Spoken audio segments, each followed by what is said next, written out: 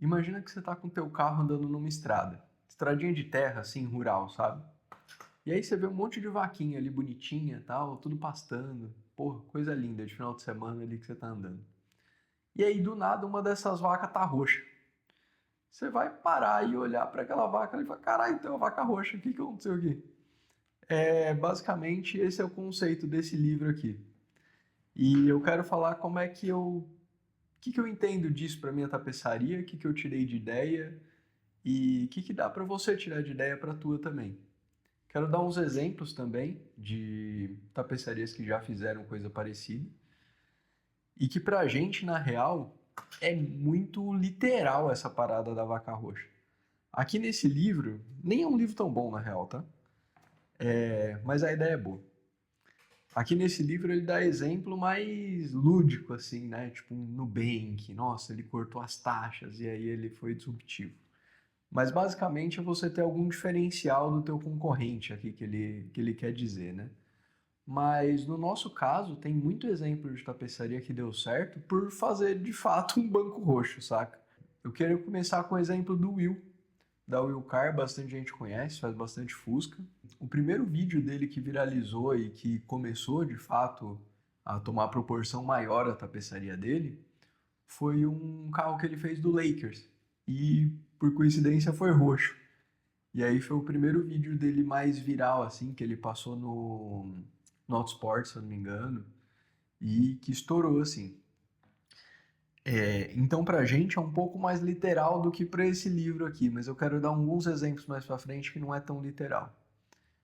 Você tem também o Félix, que de fato também ele tem um carro roxo, ele fez a BM dele lá toda roxa, tatuou e tal, e chama muita atenção. Você vai num exemplo, num evento, você se diferencia do restante dos carros. Então, você fazer a interna de um carro mais chamativa, mais de agressivo, mas não é uma palavra que minha esposa gosta que eu use. Mas é uma interna mais agressiva, o negócio chama mais atenção. É legal, você chama atenção, você se diferencia do resto dos padrões dos carros.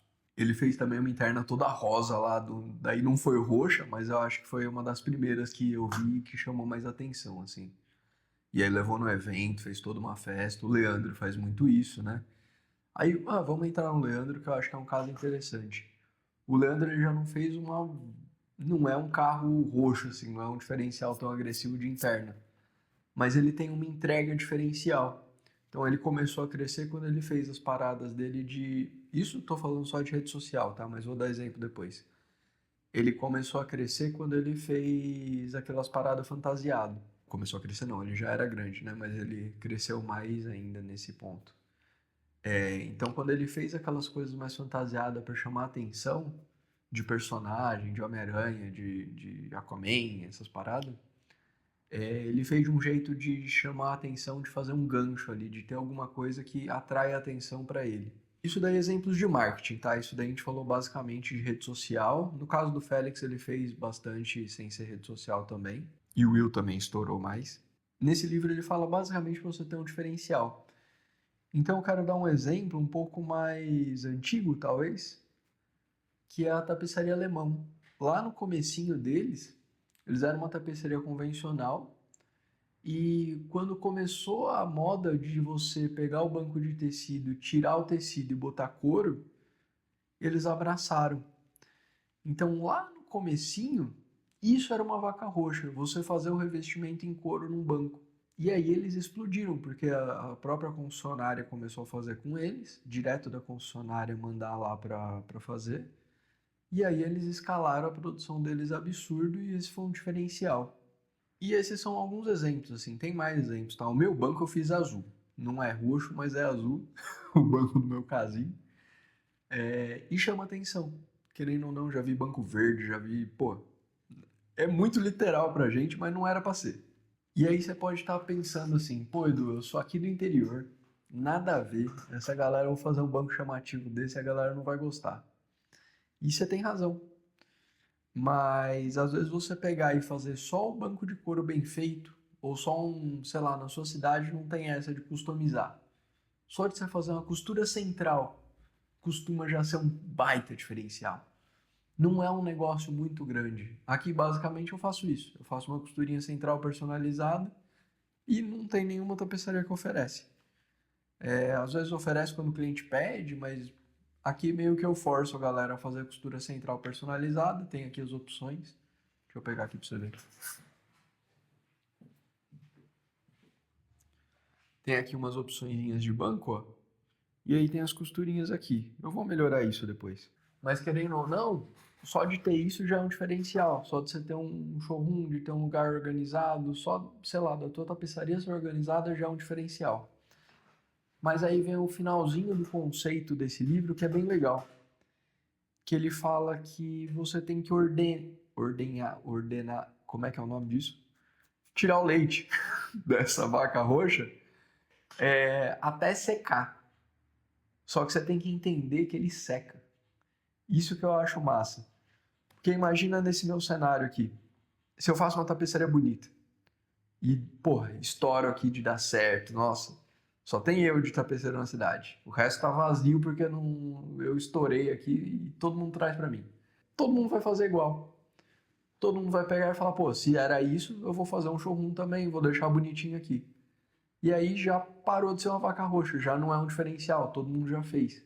É que nem, sei lá, a própria costura programada em São Paulo. A Alemão, de novo, começou lá no começo. Aí, pô, era um baita diferencial para eles. Aí todo mundo começou a fazer. Já é mais comum. Então já parou de ser um diferencial. Aí você tem que procurar uma outra vaca roxa, que é o que ele fala no livro. Você acertou em uma, começa a tirar o leite dela, ordenhar. Ordenhar, tá certo essa palavra? Acho que tá. Você começa a ordenhar ela, enquanto isso você vai tentando outras. Vai vendo o que funciona, vai testando uma coisa diferente, e não é exatamente o revestimento, não é exatamente o banco, mas é você tentar um canal de venda diferente, você fazer um projeto seu e levar num evento, você ir tentando outras estratégias assim de diferenciação do mercado, sabe? E porque uma hora ela vai secar e vai parar de dar leite. Esse diferencial, resumindo, esse diferencial vai virar uma parada que todo mundo tem. E, bom, é basicamente a ideia desse livro e o que eu tirei de ideia aqui para tapeçaria. E não recomendo ler não, tá? É um livro meio ruim. Só essa historinha no começo que é legal e esse conceito assim de você olhar uma vaca roxa, achar diferencial. Aí, a analogia que ele usa lá na história é assim: você tá na estrada, várias vacas normal, branquinha, branquinha, branquinha, você viu uma roxa. Fala, caralho, uma vaca roxa. Aí você anda mais pra frente, começa a ver várias roxas. E aí acaba que todas ficam roxas. E aí do nada você vê uma vaca verde. Aí vai ser a mesma coisa. Pô, uma vaca verde. Entendeu? Então basicamente o conceito é esse. Se todo mundo for roxo, também é esquisito. Ficou padrão.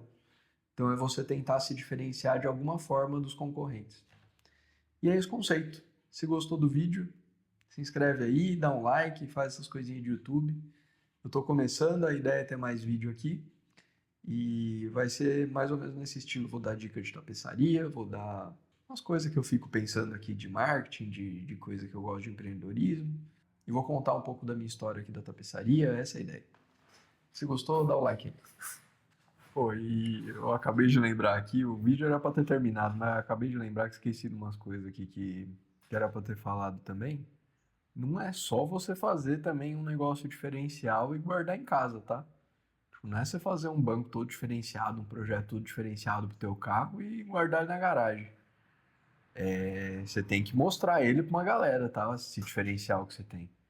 Então você tem que ter algum esquema de distribuição, alguma coisa. Às vezes só de você postar, tipo, um diferencial que eu tenho aqui gigantesco dos outros concorrentes, é que eu tenho um Instagram.